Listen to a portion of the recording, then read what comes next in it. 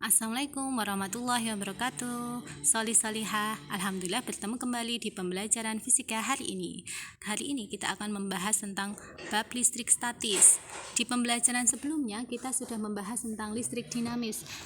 Di listrik dinamis, muatan yang kita bahas adalah muatan yang mengalir sehingga menimbulkan arus listrik. Nah, di listrik statis yang kita bahas muatan listriknya dia posisi tetap atau diam. Masih ingat kan teman-teman dengan gambar ini ketika SMP? Ya, benar, gambar kertas yang tertarik penggaris. Yang sebelumnya, penggaris bermuatan netral, kertas juga bermuatan netral.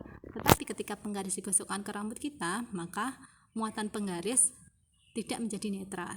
Nah, ketika muatan penggaris itu didekatkan ke kertas, maka kertas kecil akan tertarik ke penggaris. Maka ini terjadi interaksi muatan. Nah, interaksi muatan, masih ingat ya di SMP ketika muatannya sejenis positif dan positif, maka dia akan tolak menolak atau negatif dengan negatif.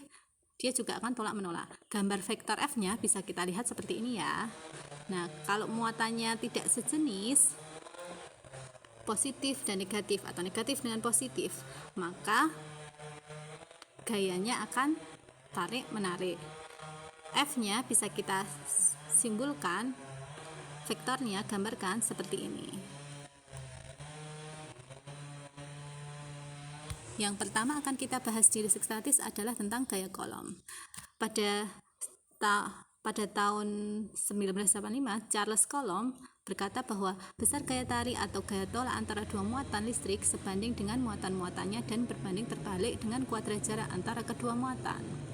Jadi teman-teman, ketika tadi ada dua muatan berjarak R, pasti dia akan menimbulkan gaya, entah tolak menolak atau tarik menarik. Nah, besarnya gaya F ini sebanding dengan apa yang disampaikan oleh Charles Coulomb, yaitu K, Q1, Q2 per R kuadrat, di mana Q itu adalah muatan, satuannya Coulomb. Kemudian R-nya adalah jarak antar muatan. K-nya adalah ketetapan pembanding, besarnya 9 kali 10 pangkat 9. Nah, untuk gaya Coulomb, ketika muatan segaris, contoh ini ada dua muatan segaris, maka F-nya, F tolak menolak atau tarik menarik seperti yang tadi, besarnya adalah K Q per R kuadrat.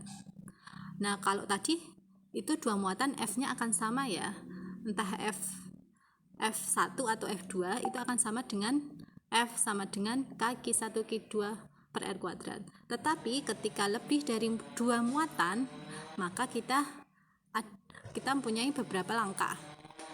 Yang pertama, lukis gambar airah gaya Coulomb setiap interaksi dua muatan. Jadi, misal A dan B. A muatannya positif, B muatannya positif. Positif dengan positif. Sejenis ya, sejenis dia akan tolak menolak, maka gambar arah gaya vektor FBA akan mengarah ke C, bisa dilihat ya, FBA. Kemudian yang kedua, interaksi antara B dan C. B dan C positif dan positif juga, maka dia juga akan tolak menolak, FBC.